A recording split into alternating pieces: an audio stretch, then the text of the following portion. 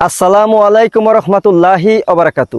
প্রিয় দর্শক, আমি ডিপ্লোমা চিকিৎসক মোহাম্মদ রুহুল আমিন বলছি। আশা করি আপনারা সকলেই ভালো আছেন।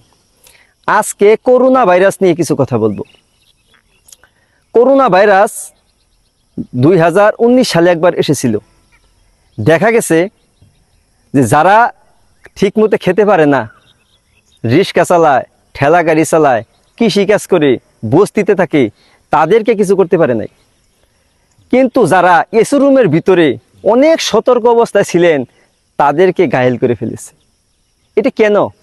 এটি হচ্ছে রোগ প্রতিরোধ ক্ষমতা যাদের কম, তাদের এই সমস্যাটা বেশি হয়। তাদের করোনা ভাইরাসে অ্যাটাক বেশি করে। যাদের রোগ প্রতিরোধ ক্ষমতা হাই, তাদেরকে কিছুই করতে পারে না।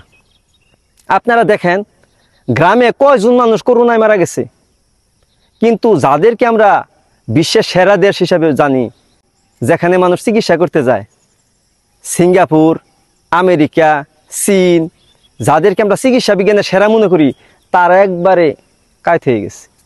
আর দেশের ভিতরে যারা বেশি প্রোটেকশনে ছিলেন, তারাই বেশি মারা গেছে।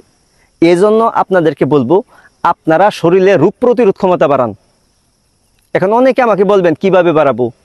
আমাদের ব্যায়ামের সাথীরা যেরকম প্রতিদিন এক্সারসাইজ করে, আপনারা প্রতিদিন এক্সারসাইজ করবেন।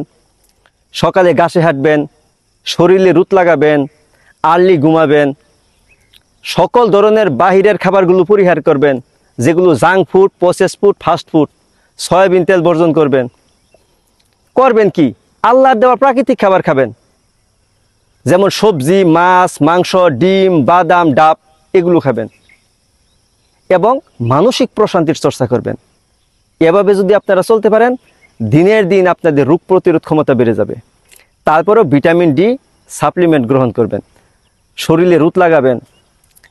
এগুলো যদি আপনারা নিয়মিত করতে পারেন, করোনা ভাইরাস কিছুই করতে পারবেন ইনশাল্লাহ।